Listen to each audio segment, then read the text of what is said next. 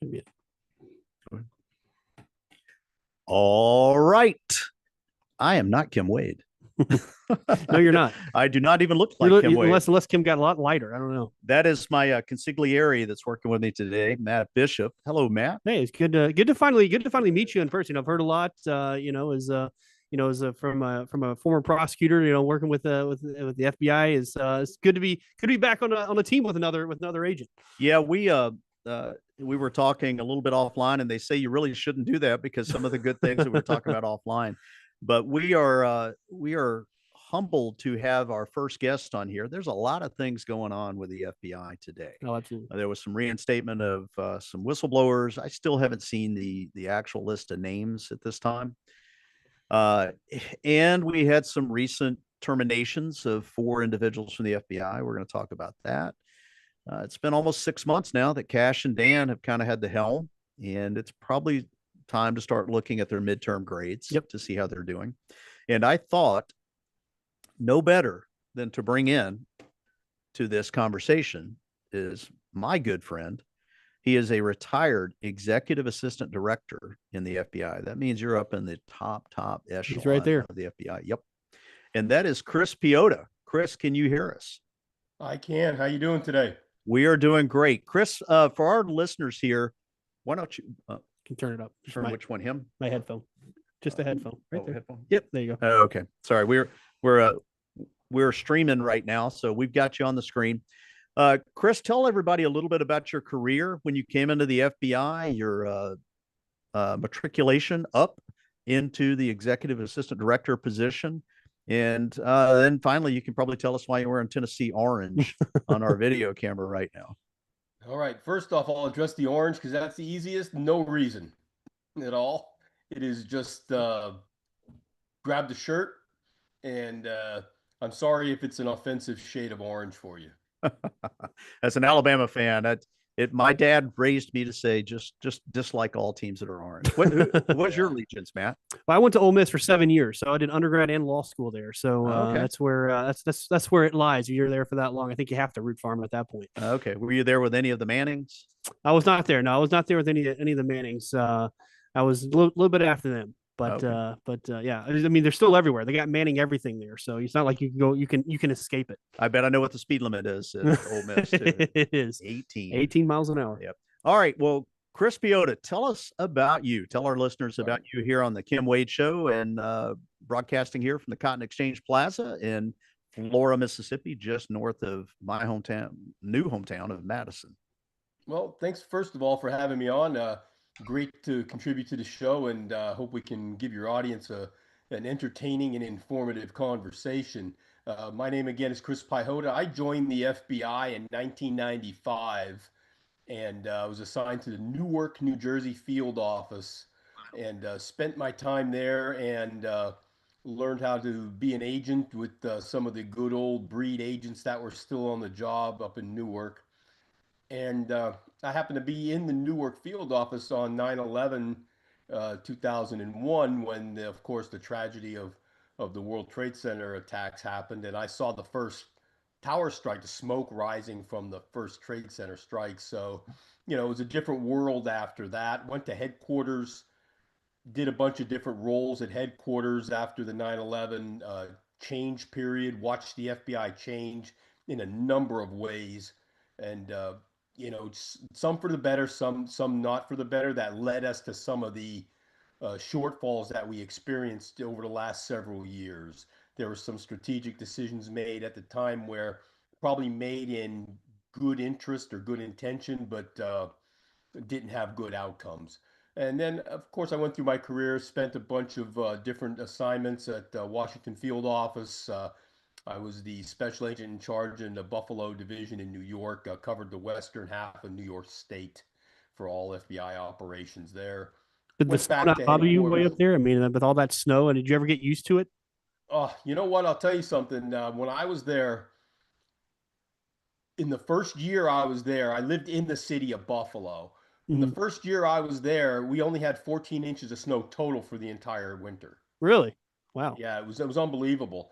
And I started to tell all the guys, "Oh, stop it with your belly aching about snow." And then the next year, we got about 12 inches of snow total in the city for the whole year. So I'm telling them, "You guys are, stop it, you Yeah. crybabies." And then the year that I left, they got 6 feet of snow in one storm, and that was more like it. So I was there for a few outlier years, but I'll tell you, Buffalo is a great place for the spring through fall. I mean, just a beautiful place to be. Winter, of course, not so great, but enjoyed the time up there. Yeah, And that's small time winter. I spent 3.5 years in South Dakota, so yeah, so it was 70 kind of below zero is junior. cold. Yeah, it's kind of like junior varsity for South Dakota, right? But I'll tell you another thing, people don't understand either. They think of New York, they think of Buffalo. Buffalo's more like Ohio than it is the five boroughs of New Oh York, yeah. right? Everybody thinks the whole state's the five boroughs, and it's just not like that. That was And actually a big surprise to me. I was up at Fort Drum. I was a prosecutor in the army, so I was up at Fort Drum, and Watertown, New York, just seemed like, right, it seemed almost like a southern town. If they had an accent. It was like a small town. So it was kind of surprised. Never expected people from New York to be that way. right. That's how it was from when I got to Buffalo. It was more like Midwest than it was Northeast. But went back to headquarters, ran the U.S. government's terrorist screening center. I was an assistant director there, provided counterterrorism, watch listing security services for a global set of partners from international through domestic, all U.S. government partners. And then I ended my career in 2020. At the time I was serving as one of the, as Chris said earlier, one of the executive assistant directors when they still existed. There were six people who ran the FBI day to day. The bureau was cut up into six branches. I managed one of those branches. It was the science and technology branch. It was the largest branch in terms of manpower and budget. So I was an enterprise service provider. We provided uh, operational technology and technological solutions to help support and enhance investigative work out in the field. That was our primary thing, was to develop and deploy those scientific aids, those technological aids to our agents and analysts, as well as to our law enforcement and intelligence partners.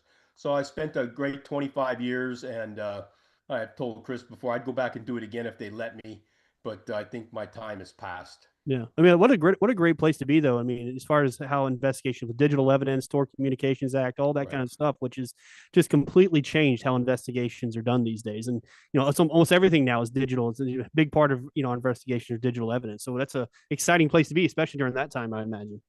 Yeah, and we also got to do all the really neat James Bond like things you see on TV.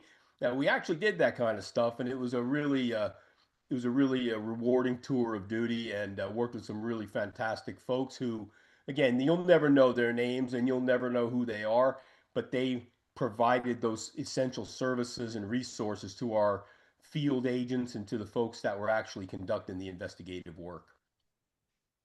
All right, well, Chris, we're going to go ahead and take an early break right now. When we come back, I want to get your thoughts on what you're seeing out of Cash Patel and Dan Bongino at the FBI. And then we're going to touch base on the recent terminations of four senior FBI officials. Two of them, I think, should be reinstated immediately. I think it was a mistake to let them go. One of them I know personally. And then there's some other FBI news that Cash made we'll try to get to toward the end of this hour. So can you hang on with us through the break? Certainly. All right. Well, this is Chris Hinkle in with Matt Bishop. We are here on the Kim Wade Show in for the Radio Strongman. I am blunt force conservative. I'm a retired FBI agent. I'm a husband, father, soon to be grandfather next month. Congratulations. Yep. So when sometime next month, I'll be bringing some baby pictures in here. We will flood the zone. Yeah. So we will see you after this short, obscene profit timeout, as my friend Rush Limbaugh would say.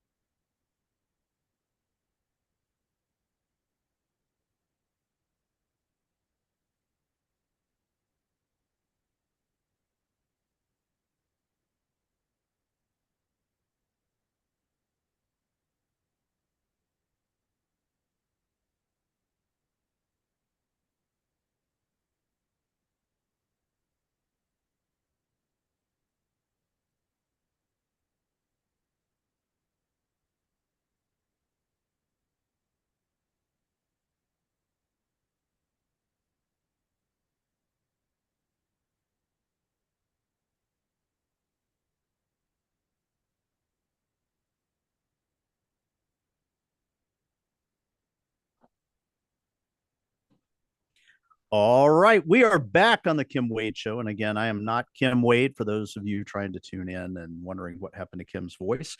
That is Kim on the, I can confirm that is Kim on the music, the intro music that's played in. He is, and if you've listened to the AC Doctor jingle, Yeah. That Matt may not even know that is Kim singing. Really? That is actually Kim I didn't know that. All right, we took our break. I thought it was just AI. Everything's AI these days. Yeah, we were talking to Chris Piotta, and Chris was an executive assistant director at FBI headquarters. Chris, what are your thoughts on Cash and Dan now that they've been there about 6 months? I know you and I have talked about this. They were not our first choices, but they're there now. What are your thoughts on how they're doing so far? I think they're struggling. I can't hear you, Chris. I am. Oh, there we go. Gotcha. I hit the wrong button. Okay, great. Great. I think they're struggling a little bit. I think the organization is a bit more to handle than maybe they had anticipated on the front end. And there are a lot more things going on, and it's more complex, and there are more issues to deal with than maybe they believed when they first took those positions. As far as how they're doing, remains to be seen yet. I'm willing to give them a little bit more time before you cast judgment, but like you said, this is kind of like mid-year looking stuff, and I think they're struggling a little bit. I think they could probably use a little bit of a huddle and a reset when it comes to what are the FBI's actual core mission responsibilities and core mission requirements versus chasing street crime in DC or other more, I would say, things that you can leave to some other federal organizations that actually might be better suited to manage it. And Chris, we were just talking about this beforehand, and I think, do you think part of the issue here, because obviously now we have a co-deputy director of the FBI, which is interesting in and of itself. But do you think part of this, like you said, it's not what they expected, coming to this organization, which is, I think, probably a lot larger than they even expected, not having that, this former or an agent as the deputy director of the FBI. Right. I think part of the challenge is having two individuals who have rudimentary, or I would say baseline knowledge of what the FBI is and how it does its business. And even Mr. Patel, I mean, he worked with the FBI from DOJ and from other places, but he wasn't part of the organization. He wasn't part of the investigative structure. And I think knowing about something is not the same as doing it and knowing how to do it and having done it. Mr. Bongino is at a disadvantage because the role of the deputy director has traditionally been that person is the operations chief for the organization. They are the person who is an accomplished agent who has spent their entire career moving through the ranks, conducting operations and investigations, learning the business side of the Bureau, learning the operational side, logistical side of the FBI. And I think that when Mr. Bongino came on board, he didn't understand that he was there as the directional leader of the Bureau. Nothing happened of consequence without the FBI deputy director's knowledge and or concurrence. If it was meaningful and it was something, I used to report directly to the deputy director. So whenever something came to my desk, it was usually a national level problem, or somebody else would have handled it in one of the other divisions or other subordinate components. And I would have to go in and talk with the deputy and or the director about what was going on. And the deputy was the person who knew how to manage operations, investigations, caseload, investigative protocol. And I know it's not like this now, but all 56 field offices reported to the deputy director. All special agents in charge, assistant directors in charge, reported to the deputy. So he maintained that integration of operations between headquarters and the field. So what do you think? What do you think of this? Dan's at a disadvantage. What do you think of this regional concept that Cash has put in, where they've got these what used to be EADs, now I guess they're regional directors that are handling the flow of information, and I wouldn't say as much guidance and direction as there was before, because we both know, you and I having served under Mueller, where it was a headquarters down look, Right. not what are you seeing on the ground. What are your thoughts about this regional concept? Right. Well, a couple of things on that. I don't believe there was anything really wrong with the structure of the FBI previously. I think it was how it was being administered and how it was being led. That was the problem. So, and I always think that when people come into an organization and immediately change the structure, to me, that shows the absence of a plan. You know, when in doubt, reorganize, right? And to me, it shows that you really aren't willing to see how the organization functions from a, you know, from a peak to a valley to a peak to a valley over a couple of months to see, was it because of an organizational deficiency, or was it because the people involved weren't the right folks and they weren't making good decisions? So I wasn't a big fan of the regional thing. I also don't think it's a great idea to take the FBI, and I'm not positive, and I'm going to say something that I may not be 100% correct on, but do you remember when the country was divided up into regional sections according to the ODNI? Yep. Okay. Do the current FBI regional divisions match the ODNI's regional divisions? No. Yeah, I didn't think they did. So that doesn't make sense either. So if you're going to line up and you're going to have alignment and you're going to have cooperative efforts with, I would say, the ODNI, then why wouldn't you make those regions the same? By the way, that whole regional thing was brought up maybe circa 2011, 12 time frame. I was a new SAC, and they were looking to do that, and they scrapped it. Mm-hmm. They were looking to do the exact same thing, and they scrapped it. Now, For whatever I do reason. like the focus of saying what's happening on the ground. You know what your AOR is, where as Right. opposed to what Mueller did with us, especially when Obama came in and everything was focused on, well, here's what my priorities are. You've got to go determine are my priorities, the countries I'm looking at, Right. foreign intelligence things, are they in your AOR? And when we would try to tell them, we've been in our AOR forever, we know what's here. Why don't you listen to what we have on the ground? And Yeah. you and I both know Mueller was not a guy that was open to hearing criticisms of his policy. Nah. You know, usually he wasn't a great listener. Comms were usually one way direction from. He was sending mostly, not receiving. Yeah. And I'll tell you that even the structure that was in place before, you could have let the SACs determine their AOR requirements more so, but the headquarters leadership chose not to. I mean, when I was in Buffalo, Chris, I was getting headquarters calls about why I didn't have more southern border cases. From New York. I mean, I told him that. So I told my violent crime supervisor. He came in my office and I said, Jimmy, do they know where we are on the map? Are you kidding me? But they had it as a national priority. So the guys at headquarters are sweating bullets saying we have to have cases. And I'm saying, well, yeah, I'm in Buffalo, New York, but we worked it out with them, but it was just that kind of silliness. Yeah, And one it of the was more form, it was form over function a lot of times on those things. And I'll stop with this before you get me going on this too much.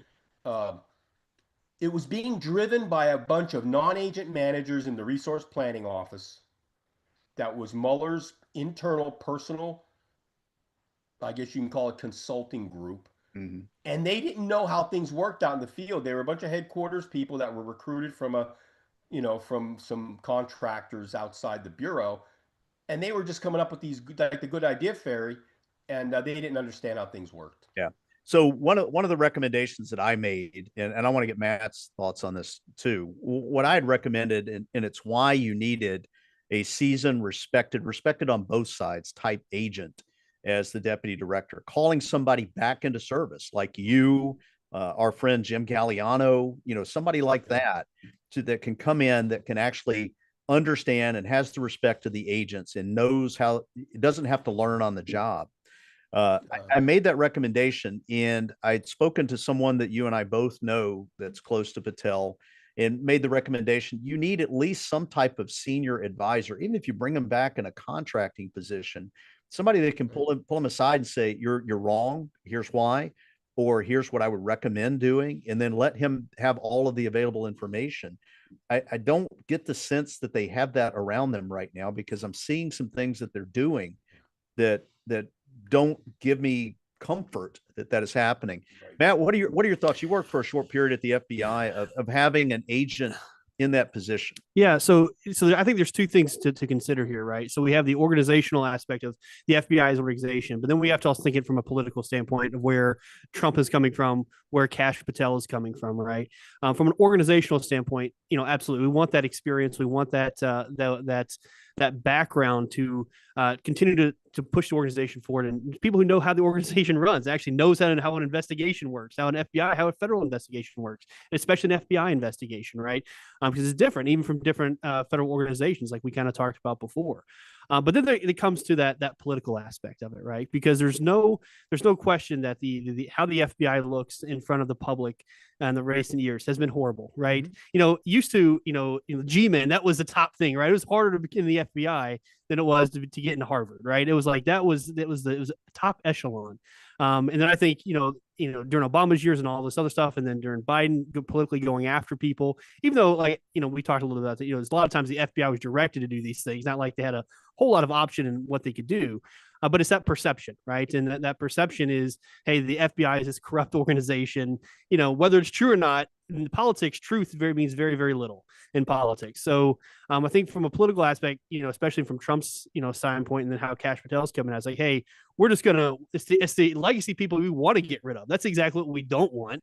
It's because that's what's been causing all this problem to them, right? From that political aspect. So we want to gut it, change it, put people in who's never been in the FBI, so it looks like we're actually changing it to what he does. I think with your idea of having some kind of contracting person can probably, like I said, just bring them as a contractor almost, right? Make sure they have the clearances, but bring them in as a contractor, just as an advisor maybe. So it doesn't have that political side of, hey, we got a deputy director who was this 30-year FBI guy, but we have this guy who can advise them, and he's just a contractor. That may be the best way of both worlds, to try to prevent that political thing, because there are a lot of people on the right that are not happy with the FBI, and there's rightfully so in a lot of ways, right? I'm not saying a lot of that's not a lot of that is not due far, but I think that perception is a big part of why they're doing this. They're not really thinking it from an organizational standpoint, they're thinking about it from that political standpoint. Yeah, hey guys, I'll tell you one other thing.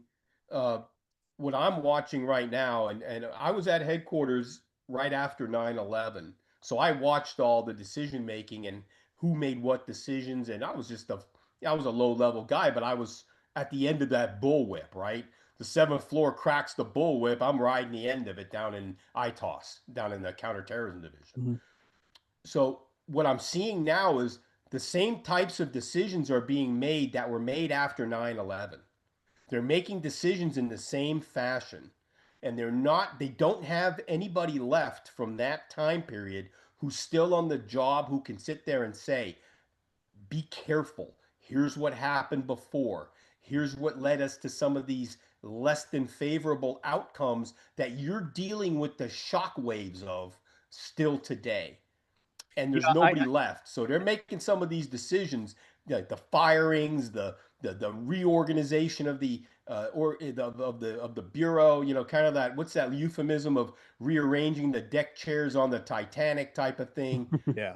And I think some of those decisions are going to come back to haunt them. So one of the things and I had a conversation earlier this morning with a friend of mine, and she was like, well, the blame has been put on the street level FBI agents for how they could, how they executed search warrants and arrest warrants after January 6th.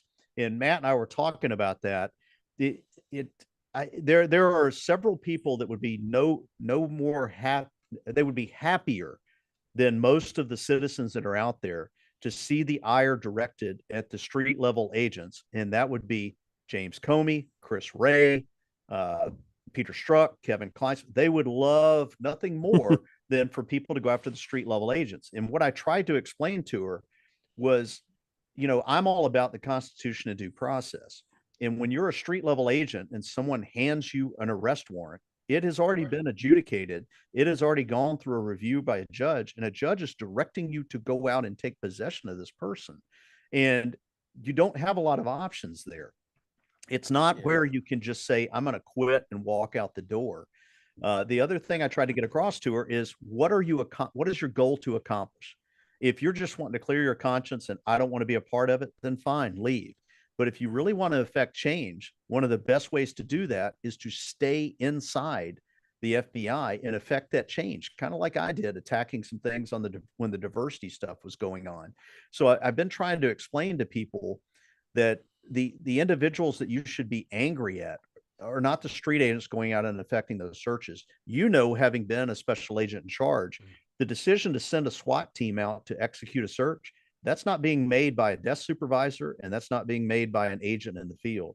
The senior executive's making the decision on where that goes.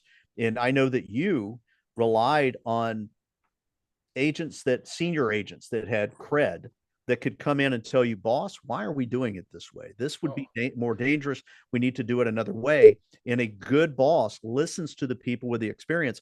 Often the agents with the experience in the field are more experienced than the special agents in charge that are there, because they may have been doing this for 17 years, 18 years in their career without having to go through the managerial chain.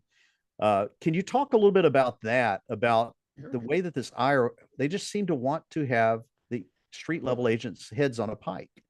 Well, I think they're looking for anybody's head on a pike, and the easiest target would be the street level guys and ladies, right? You don't have that pseudo protection of being a very senior government official and person of prominence. For me, what should be happening right now, and I think what Driscoll tried to do was to protect the street level operators from that blowback, from that negativity. And like you said, when you have a warrant that has been signed by a judge, it's not up to you whether or not it's legal or proper or whatever. What you have to decide is how you're going to execute that warrant. In what fashion are you going to conduct that business? And that's where you stay involved. That's where you have influence and impact. Whether you could do a very good job in doing it and diffuse the situation, or you can go down wearing, military web gear and bringing out the MRAPs and all that stuff and make it into a circus, right? But the problem is right now there's this new virtue signaling out there that I really, really hate. Well, why didn't you just quit your job? You people are all, all this nonsense about, you guys are this and that, you're corrupt and you should have quit. I tell people, when you had your last argument with your leadership, did you quit your job? Well, no. Okay.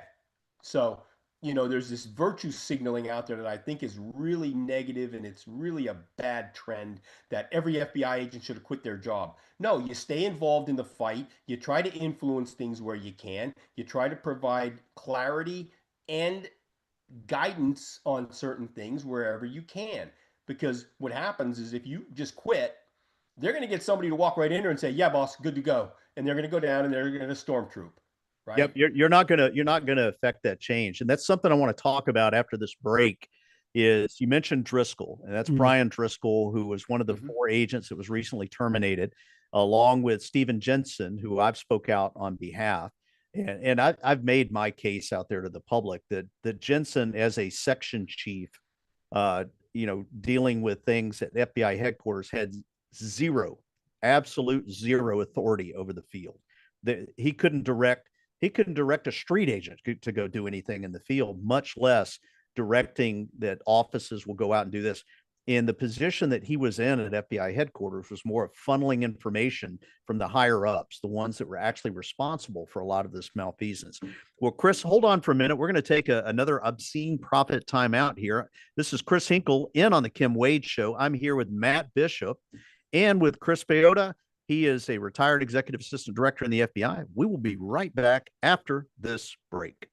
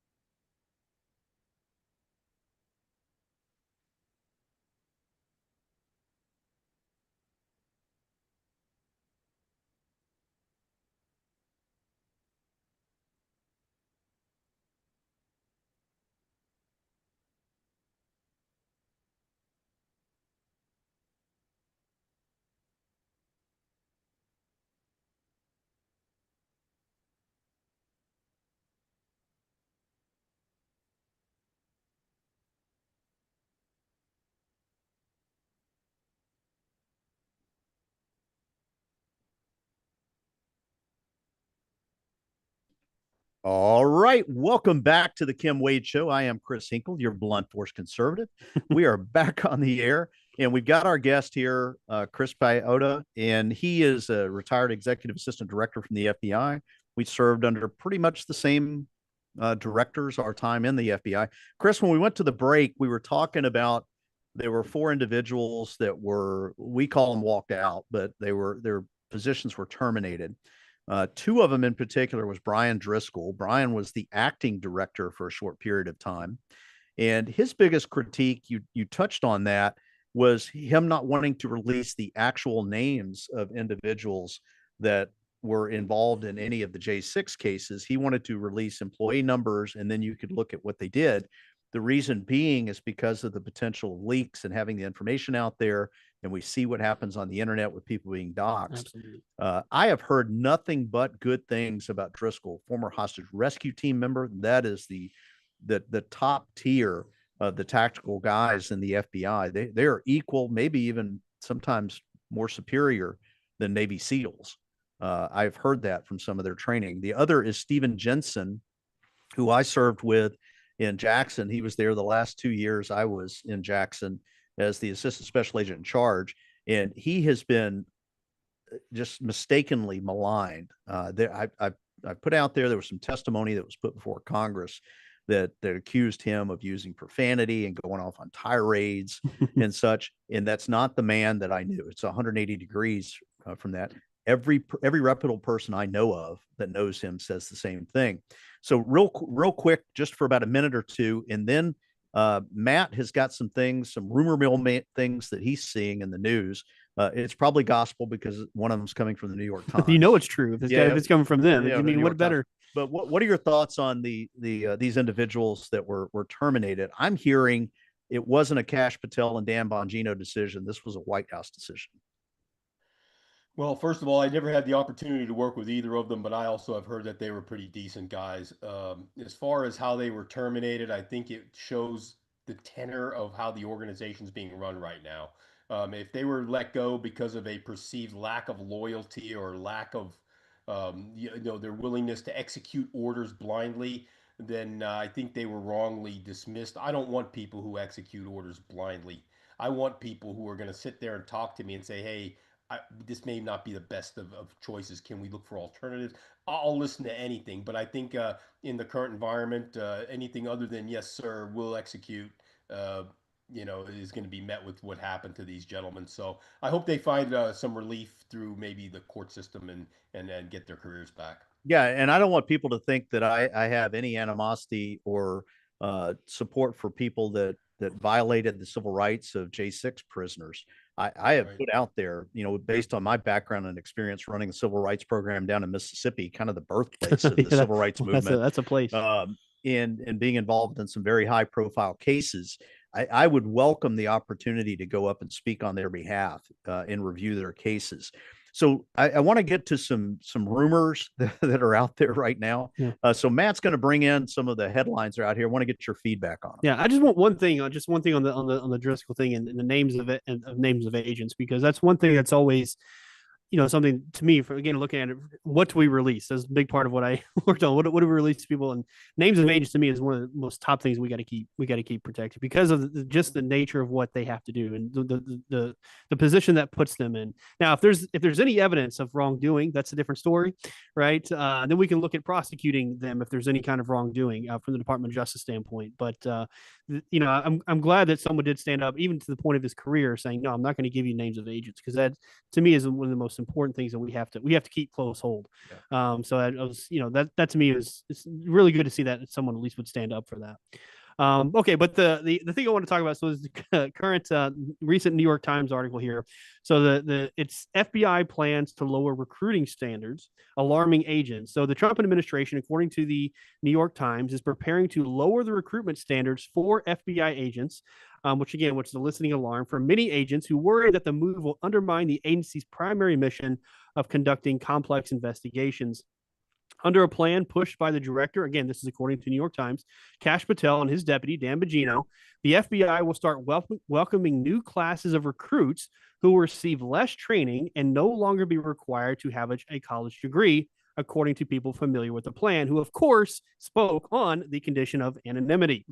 But the big thing here is that instead of spending about 18 weeks of training at Quantico, the group of agents who are supposed to start in October will only receive 8 weeks. So I don't know if you guys have heard anything about this rumor. Or again, this is anonymous sources, right? That the New York Times puts as fact.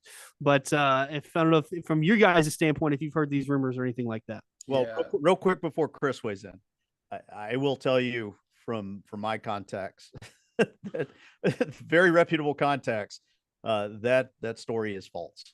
They are not lowering the standards. I think it has to do with giving the opportunity of 1811's agents from other agencies to come in, and they have different standards there, but the degree requirement's going to remain. And I could see, going through an abridged version, an 8-week version of the FBI Academy, if you're coming from DEA or Homeland Security or something, where you've had the basic investigative stuff, you just need to understand the mechanics of the FBI and get incorporated into it. It's similar to when I was in for a police chief position, and you have to be state law enforcement certified, and they want you to have gone to an academy, a state academy, and they accept the FBI Academy in lieu of that. I would have had to go to about a 2 or 3 week course just to learn the mechanics of it. But Chris, are you hearing anything out there? And what would be your thoughts on lowering standards?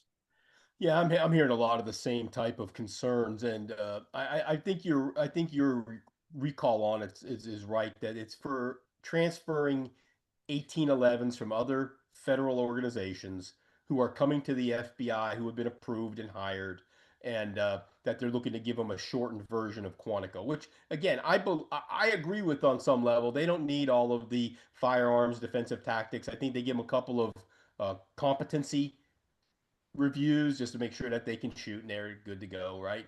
But you don't need all the the driving courses and everything else, right? It's not they're not coming off the street. They've been to Glencoe, they've been so they're good. The only thing I did hear about was that I think where they're taking the concern about the degree program is, what I read was that if you're an 1811 already and you don't have a college degree, because there were some folks who still probably are on the job who didn't have to get college degrees. I think one of the last services was Border Patrol that didn't require a 4-year degree. So if you make it through the screening and everything else and you come over to the FBI, that's when they can waive the 4-year requirement, is what I understand. Yeah, If you're already on the job, that might be the case there. right? It's going to be very difficult to be competitive against a person who has life experience, investigative experience, a degree, all of those things. It's going to be very difficult to be competitive doing that. It's no different than if you move between military services. So if you move from Army to Air Force, you might have to go through an abridged version of some training and protocol. Hey, Chris, we're going to take a very quick break and come back because we're getting close here. We're only going to have a couple of minutes when we come back. But I want to get you to say something about your book and tell people where they can find you. We will be back right after this obscene profit timeout on the Kim Wade Show on WYAB.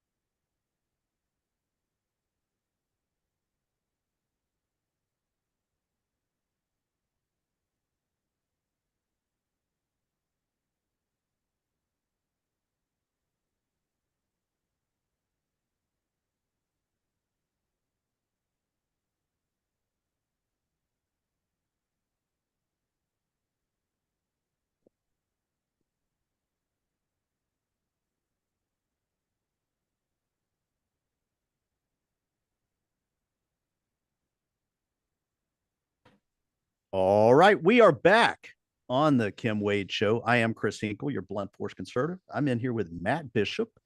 And Matt, you have a show on that's on Saturdays. You want to tell us a little bit about Yeah, that real so quick before we toss to Chris? yeah, so we have the full story on Saturdays from 11 to 1. A great Saturday show. We do a little bit of politics. We also do mix it up. We do some interviews with authors. We're going to be starting pretty soon some radio drama stuff going on there. We're bringing some actors, do some actual live acting for you guys on Saturday. So it's a great little show. We have a little bit of politics. We have a little bit of fun with it too.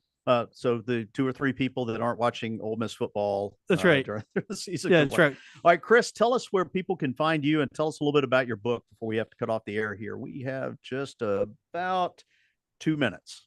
All right. So I'm not a big social media guy. I'm on the X platform and I do LinkedIn so people can find me on those platforms. From our time in the government, social media was frowned upon for many years. So it's not something I've ever really kind of gotten into. But I want to thank you both for having me on the show. And, if anybody is interested in how the FBI ran into some of its challenges, where it came from, and what it could be again for the American people, I documented my career path, my experiences, how I watched the FBI change over the years, and I put it in my book. It's called Wanted, the FBI I Once Knew. It's a book about learning how I was taught to lead programs and people in the FBI by the old breed of special agents. And it shows kind of where the FBI can be fixed, and it can be done quickly. And I think the men and women of the FBI would respond favorably to the proper leadership environment. I just want to end with this statement.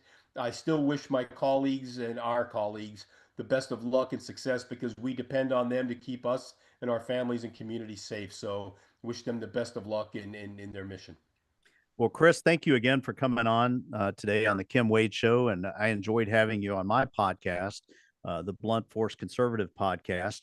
When we come back after the top of the hour break, we're going to have Daniel Edward Rosen of the New York Sun. He and I have got kind of hooked up, I think, through LinkedIn. We'll try to figure out where we actually got hooked up, but he seems to be one of the 2 or 3 reporters out there that I actually like. Are there reporters that you like, Matt? I don't trust any of them. I dislike all reporters. Okay. Well, I've gone toe to toe with some of our local ones here, so it is definitely an acquired taste if you want to deal with people in the media. But Daniel is a good guy. We were chatting a little bit earlier today. Usually he will text me if he sees something. But we are going to take our break right now, top of the hour break on the Kim Wade Show. We will see you on the other side. You can use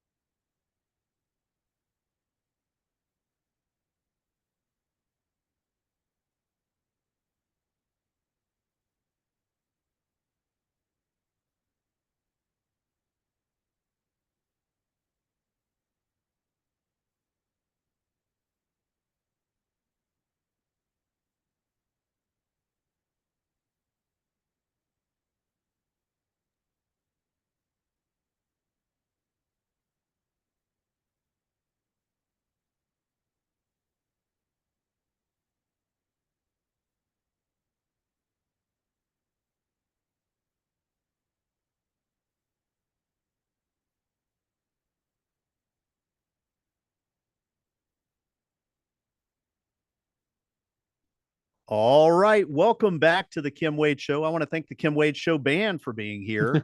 Usually they take off when Kim is not here. They just all decide to show up. Yeah, it is amazing. And Clay Edwards on keyboards is it's great. It's something that you have to see.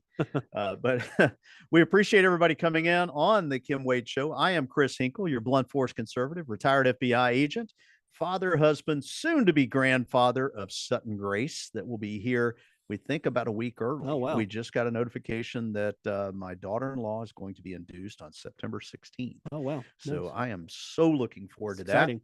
that. So in with me today is Matt Bishop.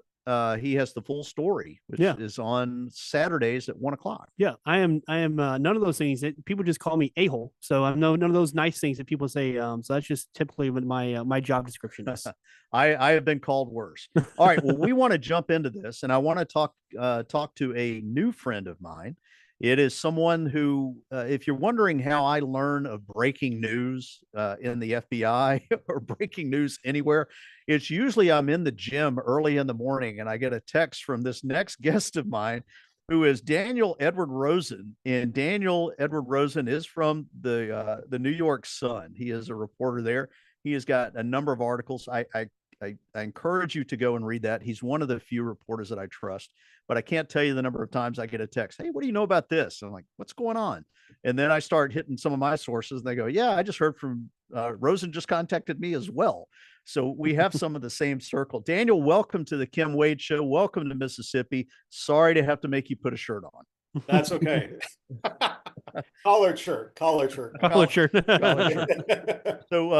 Daniel, you texted me the other day about I think the last thing that you texted me was about Bailey coming in, the Missouri Attorney General, as the co-deputy director.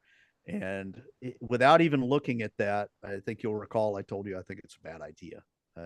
I'm a big fan of John Madden. If you got two quarterbacks, you don't have a quarterback. And I think that's what we're going to find out here. I think it's a different skill set, being an attorney as opposed to being an investigator in the FBI. It's not a place that you go to learn on the job.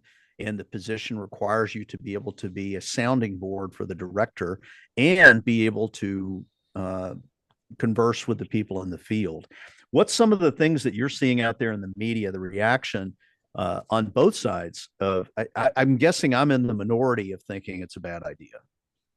Well, I think, first and foremost, I want to say congratulations on the upcoming arrival. You're too young to be a grandparent, but congratulations. I think it's sort of hearing a whole slew of things. I think first and foremost, there have been those who say, well, it's only temporary because Bailey is going to be moved into either the AG's role to replace Bondi or will actually replace Kash Patel. Now, that's just speculation with very, very little to no proof. Others, and have somewhat mirrored what you said, which is, okay, well, the deputy director, that is, and everyone will agree, it's the hardest job in the Bureau because effectively you have to be the chief administrator. You have to understand how a workforce of 37,000 people with so many moving parts and so many intricate units and investigative tactics, et cetera, you can't learn that overnight. That's not something where you can do an abridged education. You do an 8-week course and suddenly you know how to run the FBI. Yeah, as Dan Bongino is learning. As Dan Bongino is learning. And so I think that was the other, I think that was the general sentiment too, which is, okay, but why are we hiring yet another outsider for probably one of the most important, if not most difficult job in the entire Bureau. Yeah, it is something, and Matt has some experience. He spent a short period of time over there at Hoover High, or the Death Star, as we used to refer to it. He's seen I tell people in the field, there's two different types of field level supervisors. They're the ones that were promoted in place that never went to FBI headquarters. They run a desk. And then there's the ones that have seen the sausage made and made the connections and the links and stuff and understand how the FBI functions from a managerial standpoint. And I think that the people that go through that headquarters triage understand better. You definitely have better connections. You get that organizational understanding. What was your Matt? What was your experience walking into Hoover High the first time? Foreboding, dark. People. It's like you get there because like I said, not that I came from great places in the Army, right? Everything is. But just trying to. I think we kind of talked about this in the break. Just trying to find out where you are at a certain point, trying to figure out the parking and then everything. But no, like I said, you do start to get that organizational understanding. And I was never never at the field level, so I never had never had that experience. And but you start, like I said, understanding those things and how we're going to make this organization run better, how we're going to make it, and importantly, do good investigations, right? To lead to convictions, right? That's what that's ultimately to find the truth, right? Is what people like to throw out, but is buzzwords. What I like to say is from the deputy director, just use military terms, right? You have a brigade, or you have a brigade commander who's, and this officer is full bird colonel, but he has a command sergeant major, right? And that command sergeant major just grows up from the ranks. He's been enlisted. He understands. He's been that field soldier himself to advise that commander on those types of issues that enlisted people have, and because he's been there, he knows what those. To me, that's always what the deputy director has been. He's been like that command sergeant major to the director, who has always been former prosecutor, always been an attorney, and this guy's who's been the agent, who's got that field experience, who's got that experience to people like me who don't have any idea of that, right? Like I've done investigations, but I've never been on the ground like that to help advise us on how those things operate. So yeah, again, thinking about from that organizational aspect is where that key is, and kind of growing up into that, I think, is important to, again, understand how that sausage is made, because if you can't improve the taste of the sausage if you don't know how it's made to begin with. That's kind of how I like to put it. That is true. Daniel, I want to talk about your latest article. So the one I see up there is Kash Patel says FBI invasion of Mar-a-Lago was illegal. We're going to hold people accountable. Tell us a little bit about your research and what you're finding out there. So, Patel, he was on Fox Business News last night talking with Larry Kudlow. He was giving an update just about both Russiagate and the Mar-a-Lago investigation. Larry Kudlow called it an invasion. This was something I will say, Patel has been saying this from day one. He had made no bones about it from when he was initially being considered for the FBI, which is, okay, well, he had worked for Devin Nunes. He had done the Russiagate investigation. He was intimately familiar with both the players and how everything was handled. And so, I don't want to phrase it as like a disconnect, but certainly those who were impacted by, as he would put it, ridding the people of the, of the weaponized, or ridding the Bureau of weaponized agents and weaponized personnel, those who were impacted, Brian Driscoll, who was a very well-regarded individual within the FBI, he was with, you call it SERG. If I butcher any of the acronyms, do correct me, but he was with SERG. He was the temporary director.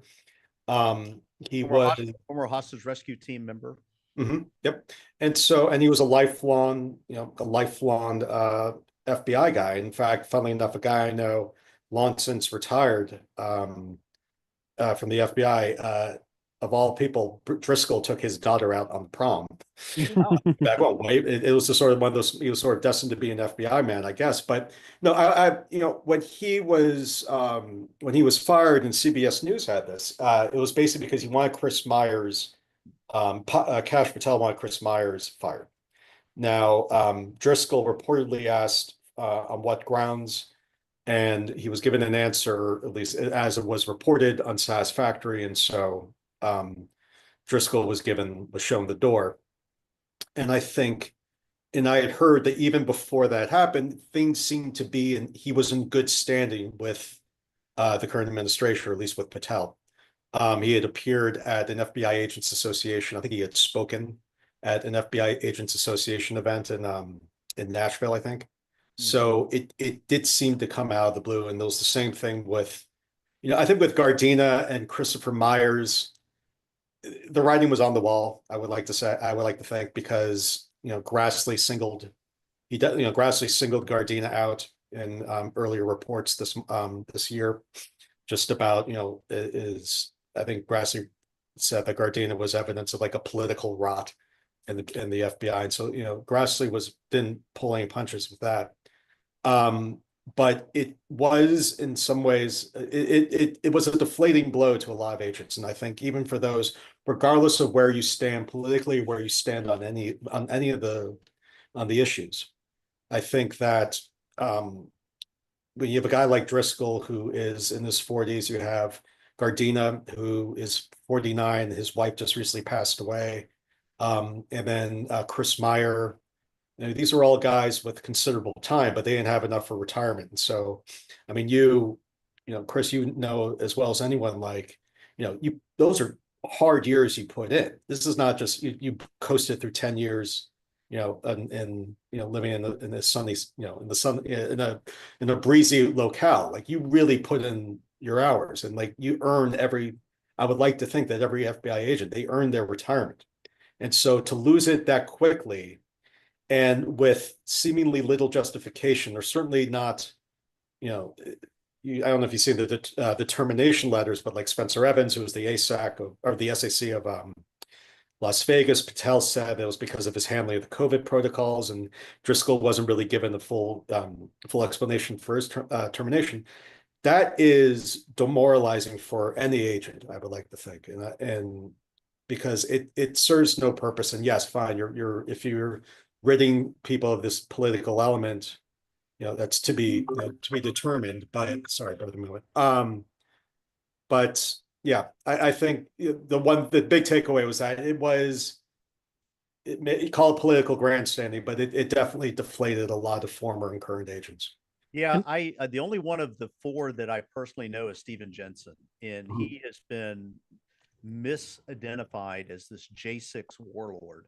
And I've tried to explain to people the position that he was in at FBI headquarters as a section chief. He didn't have the authority to direct anything in the field.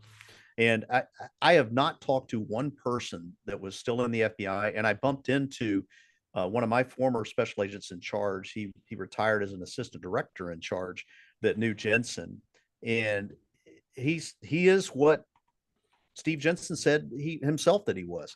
He doesn't use profanity. He is a mild-mannered guy. He's very businesslike.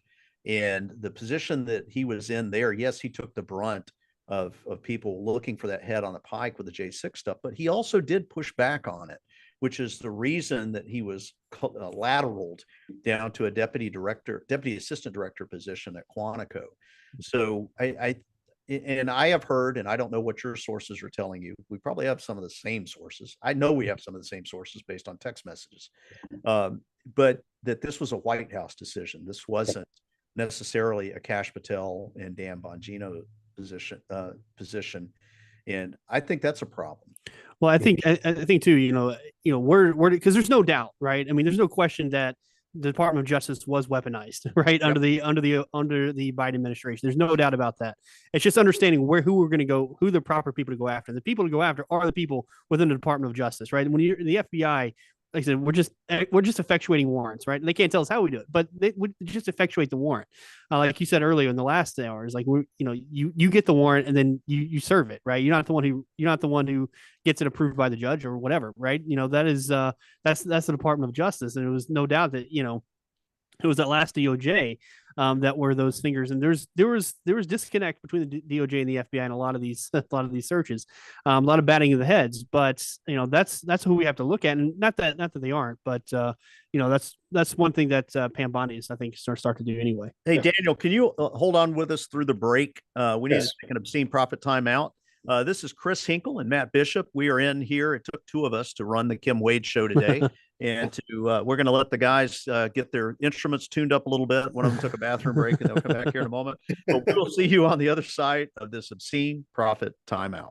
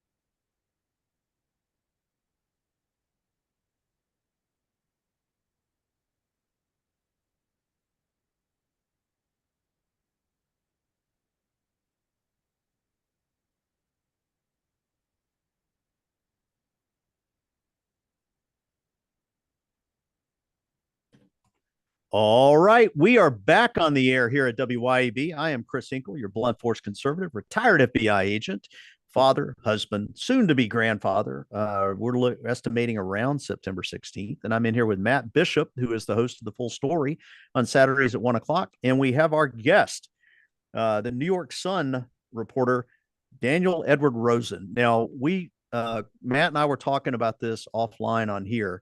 I'm happy to hear that you're adding a third tier to it, because whenever I hear three straight names of an individual, it's usually two areas. It's either a serial killer or it's like the two Klansmen that my squad helped put into prison when I got down here to Mississippi, James Ford Seal and Edgar Ray Killen, when we reopened the Mississippi burning case. But I'm glad to hear that now we can say, well, respected journalists have three names as well. At least one. I appreciate that. I am neither a serial killer or Klansman. That we know of. That we know of. That we know of. Yeah, exactly. No. I also have a very common name, so a very common byline. So I've always used. Okay, I want to set the parameters for this next period of conversation. Yes. First, I don't want to use the names of the individuals, and you'll know who the names of the individuals are because you texted one of them today. At least you told me you did. I don't want to bring their names in, but it dovetails into what a conversation that I had with a friend of mine that definitely wants to meet you at one point, or at least have you on, possibly have you on their show in Philadelphia, Pennsylvania. And that's my good friend, Ada Nestor. She's traveling right now to Ohio. I hope she's listening in. Ada and I were talking about this, and I would say, and I talked to Matt about this. I think I talked to you about this. Mm-hmm. The individuals that are out there saying, well, first, they're kind of, it's kind of ironic to hear some of these individuals say, tear down the FBI, burn down the FBI, but please reinstate me and let me go back in the FBI. So I don't know, you got to tell me what exactly are you wanting here? The second is, and I equate this with the individuals that are talking about burn down, tear down the FBI, fire all of the street level agents that didn't have any authority to do anything in regards to things like J6. Those individuals, it wasn't too long ago, we were talking about defund the police and doing away with police departments and such. And I equate some of the vim and vigor of these individuals that are wanting young agents' heads on pikes just so that they can claim a scalp. And they want to also tear down the FBI, not recognizing, because they're inexperienced in it, of the chaos that would ensue with that, the things that the FBI does that people don't take into consideration, and they just want to satisfy their desire to seek some retribution. So we had some, I don't know if you have any additional news. Apparently there were 10 former FBI whistleblowers that received something, whether it was compensation or a combination of compensation, reinstatement, or opportunity to get their security clearance back. Is there any additional news on that? I haven't checked my phone in a while. So at the moment, I just filed a story on that that we're going with tomorrow. But basically, what had happened was Kash Patel, he announced that they had reached an agreement with these 10 whistleblowers. You're not in the gym right now, so I won't say the names. Okay. You need to be near a punching bag. But what I was going to say, though, is he had said that the agreement included restoring security clearances, back pay, and reinstatement. Now, that seemed to be a bit premature. I had reached out to the attorneys of some of these whistleblowers.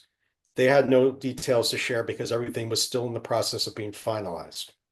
Grassley's office got back to me. They said basically the same thing, which is it's conversations have started. They're speaking with the attorneys, and things are basically going to be set in stone very soon.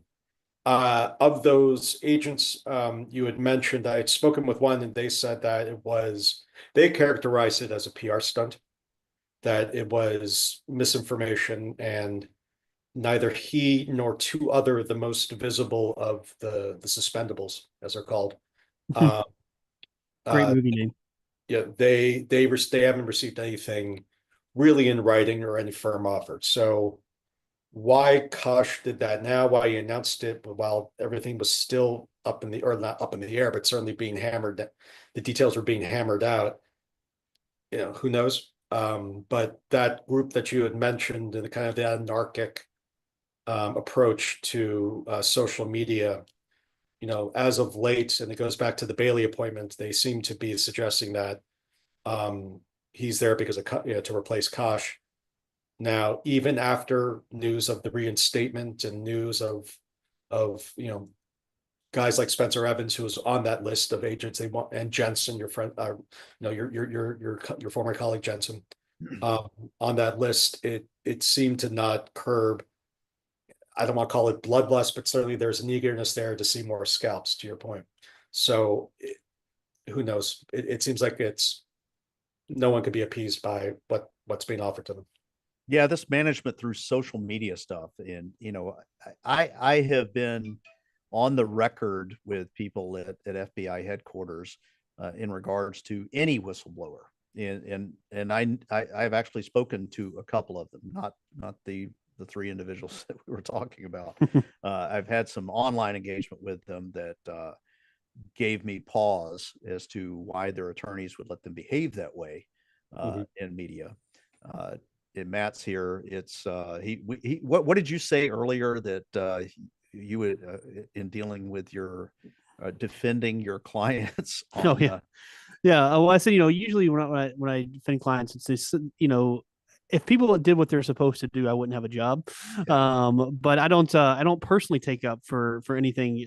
I'll defend their rights. I'll defend what I believe, but I don't personally put myself and say, hey, I personally back whatever action that they took. And it's your job as an attorney to sometimes, tell your clients things they don't want to hear, or things they may not want to do. Just I think this is your best interest. You're not a good attorney if you just let them run off and let them just make things worse for themselves. That's your job to let them not do that. Yeah, that's a conversation I would think that the attorney would have about, you're making my job harder. Yeah. And let's please not do that. But I've been on the record since day one that this should have been adjudicated with these individuals months and months and months ago. It shouldn't have taken too long to do an expedited review of the situations that led to them being walked out of the FBI, whether it was justified, and then you make a decision and you move on. What it did was the bulk of their the bulk of the negativity that was coming from FBI, DOJ, and administration was the prior administration. So when you come in and you immediately say, well, cash is there, I should be reinstated within a day.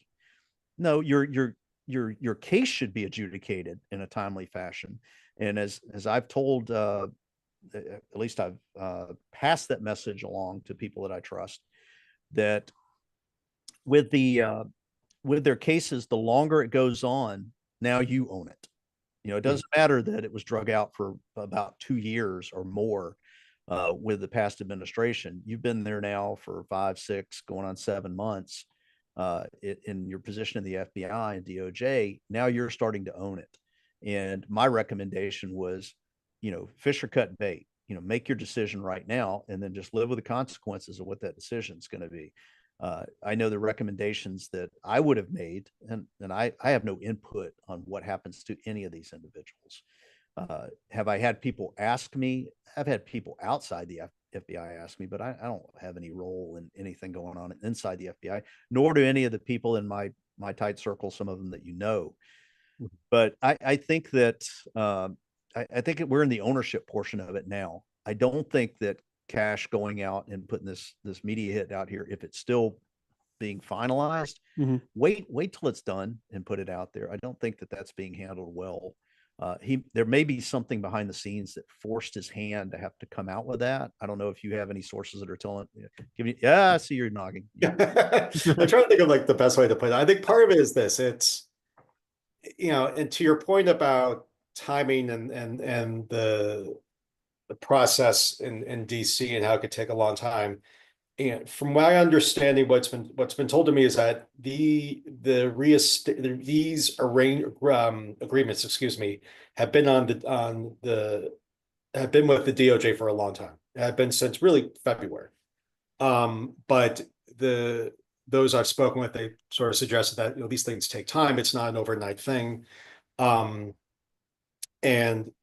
still, you know, kind of going to, I appreciate your point just now about the timing, because in delaying this, yes, you've kind of given these people a platform, and they've used it. I will say this as objectively as possible. They've used it very well, for better, for worse. And you know, one of the people I've spoken with, and I had asked him really, like, you know, because that person, they use Rumble, YouTube, Twitter, and I had asked, you know, I had said, like, in the media, because everything is about being sensational, getting the clicks, and saying things like, I won't repeat what some of them do say, but you know, they had couched it in like, listen, I've been suspended for 2 years or so. I need pay, and this is what I'm doing. And so, you know, I still think that I agree with you. You don't really announce it yet till you have everything really hammered out.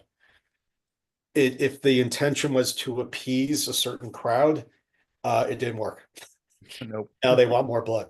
So yeah, it's similar to, and you know, I'm friends with people that are around cash. I don't have any, like I said, I don't have any influence or anything, but I'm very candid with them when I say, you know, I don't want to see them going down the route that the mistakes that I think Bondi made.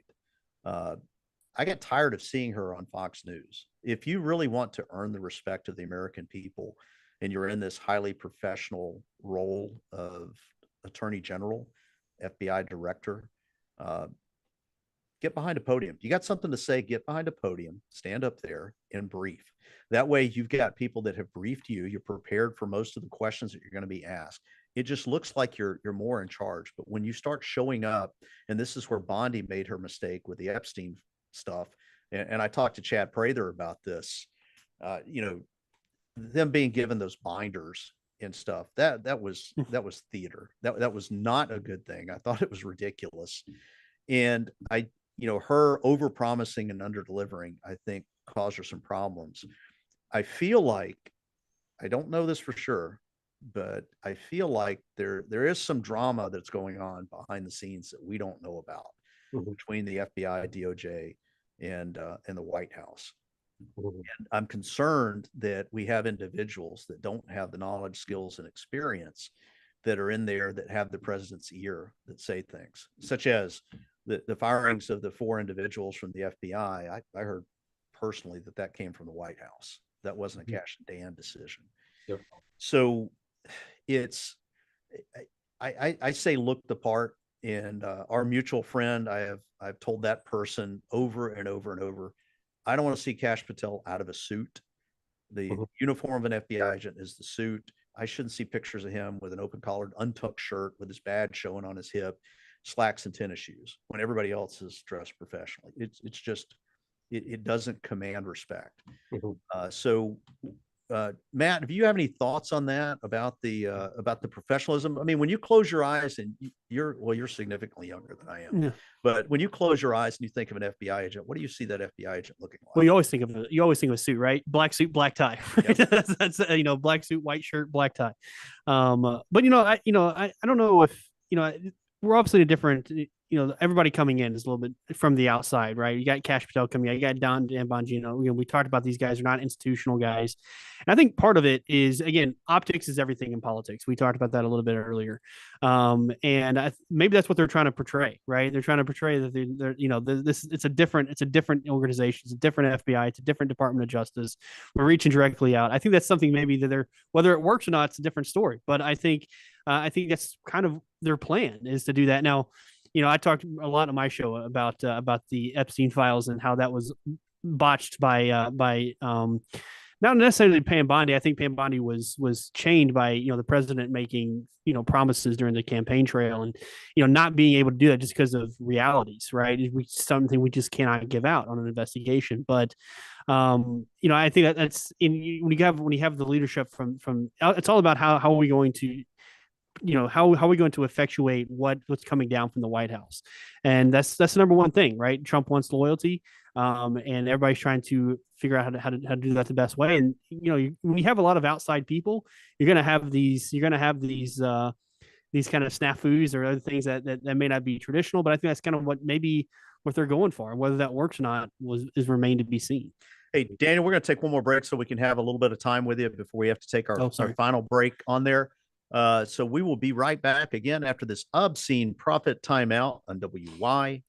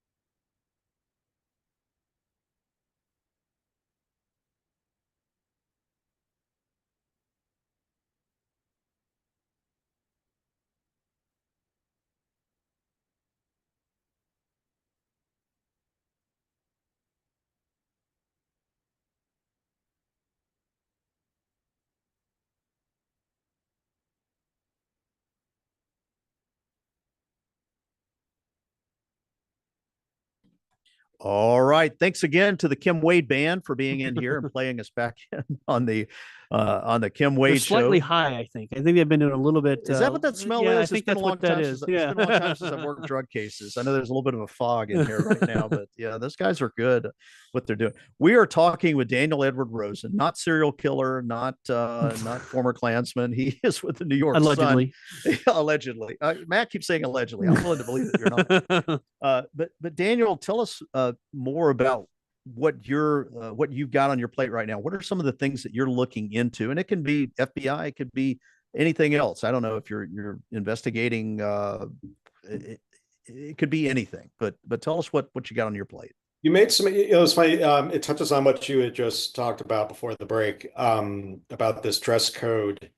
One of the common complaints I hear from ex-agents is of, Kosh kind of dressing up in, not wearing the tie, not dressing the role, and having a very casual approach to the job.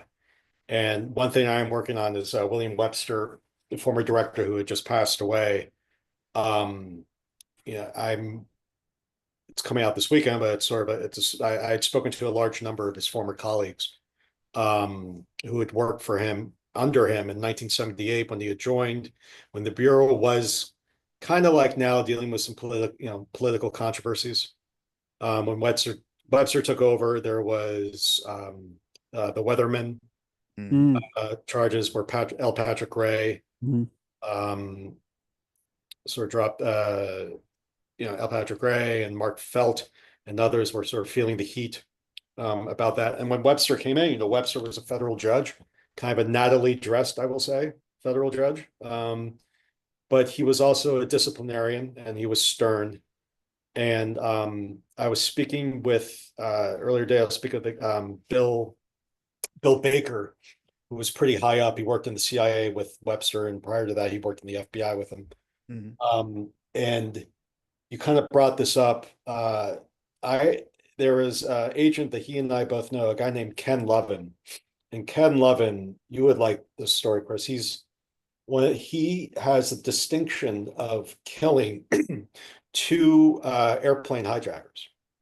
One in Portland and one in New York. And I had first, years ago for the City Journal, I wrote about this agent named Jim Murphy, who was the agent who shot and killed one of the bank robbers from the robbery that was Dog Day Afternoon was based on. And so Jim Murphy worked in this unit, the bank robbery unit, and which Ken Lovin was in, and they had responded.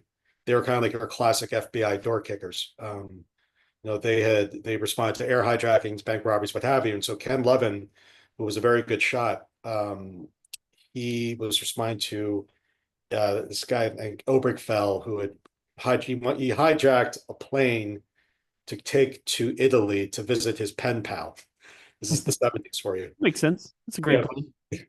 But Ken shot, and the guy Obergfell was like dragging the stewardess from one plane to the next, and Ken basically shot him in the chest when he had some separation. And there was a photo of Ken. I'll send it to you after this. Of Ken shooting this guy from behind the blast fence, and he's dressed like he's going to the country club, like he's got, he's wearing khakis and a polo shirt. Today would be considered, dressed up, but this is when Hoover was still alive. I think it was the 71, and Hoover reprimanded him. Sounds about right with Hoover. That's we had stories about Hoover. There's a reason that every chance I got, I used a blue pen because you weren't allowed. That's right. No agents were allowed to use a blue pen.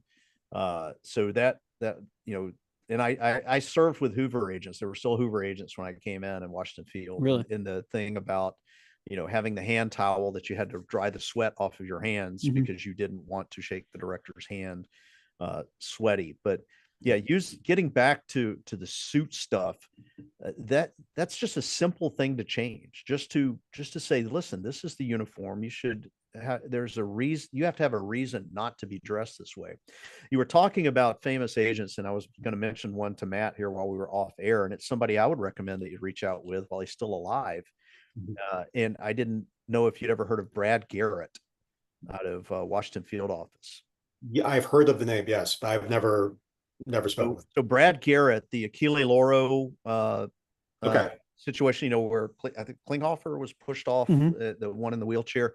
Brad has made his bones. He was the one that did the interrogation of that individual, and we called Brad Super Agent. Was jokingly when we were at Washington Field, because if wherever you saw him, he was dressed exactly the same: black shoes, black pants, black kind of t-shirt thing, black jacket. Even when we went to firearms, most people dress down when they go to firearms. He's wearing the exact same thing. But my interaction with Brad, and I know this plays into you making fun of me saying I know everybody. I don't know everybody in the FBI. I know a lot of people, but after 9/11, I had come in to our night briefing, and the assistant special agent in charge at that time, Tony Fogel, had said, "Is anybody here have AFID, alias false ID?" And she said, "We need you to come up to the front. We're going to get you to escort somebody." And it was this Hispanic guy, didn't speak any English. He's the one that helped the hijackers get their Virginia driver's licenses.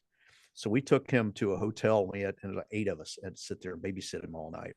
And the next morning, I had to take him to the Tyson's Corner office. And Chuck Knowles, who was another great interviewer at Washington Field, came in, and he and Brad were going to do the interrogation. And I knew Chuck didn't speak Spanish, and I knew Brad didn't speak Spanish. And I said, "Chuck, what are you guys going to do?" I said, "This guy doesn't speak any English. We tried all night long." He goes, "We don't need to speak Spanish for what we're going to do."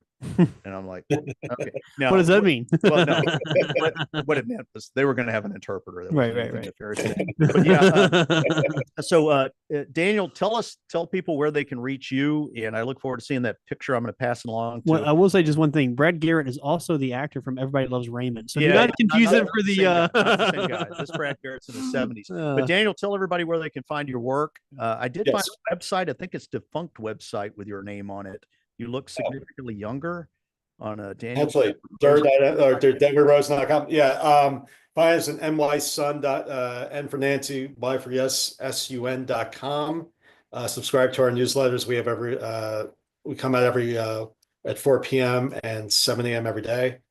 Matter of fact, my watch went off while you were talking earlier, and it was from the New York Sun. Yep.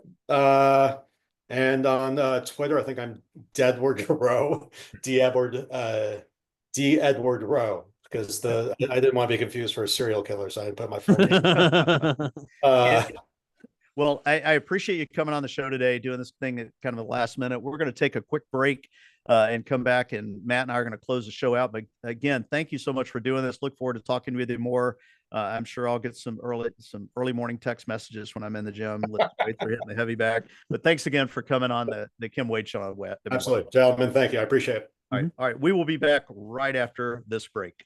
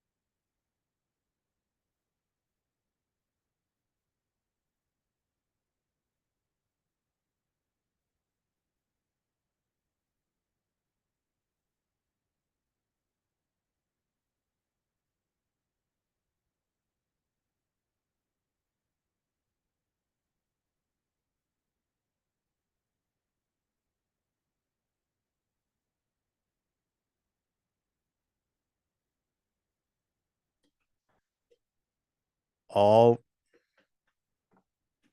right. We are back on the Kim Wade Show. We got about a minute to close it out with Matt Bishop here. Matt, tell them about your show coming up on Saturday. What's on your agenda? Yeah, so like I said, we'll be here. We'll be back here on Saturday. We start at 11, go to 11 to 1. As always, you can go to our website, regulatorsproductions.com. We, of course, we do more than just that. We also do audio dramas for Amazon. We actually got one talking about the FBI where it's a fictionalized. We have a great audio drama where the FBI is featured, so it's great. So you can go to regulationsproductions.com for that. We also live stream there on Saturday, and we'll be covering quite a bit of things here on this Saturday. One of the big things we're going to be talking about is this legal drama with in New York with the taking of the settlement, or not the settlement, the judgment against Donald Trump with the multi-$100 million of settlement. We're going to be talking about that and breaking that down legally. And of course, we'll also have Joe back on Saturday to talk about the Braves, and we'll do that as well. So pretty packed show on Saturday, and that's from 11 to 1. Well, I'm looking forward to the return of SEC football here in a short period. Yeah, we may be moving our. We'll be talking to Matt about how because we always we changed it. We used to be at 6 p.m. We had to stop doing that because it's right at baseball. A lot of baseball games are at 6 p.m. So we change our showtime based on sports. That's simply how we do it. Yeah, I can't wait. My dad and I, every time we talk, it's a countdown to when football comes back. Although with this NIL stuff, I'm not as antsy about it as I used to be. Yeah, well, that's the big discussion. We have Joseph Jones, who does his sports analysis. That's been a big topic of ours, is a lot of the NIL stuff. Yeah, I'm looking forward to it as having someone that grew up in the Holy Lands of Tuscaloosa, Alabama, the center of the football universe. We will see you next time on WYAB.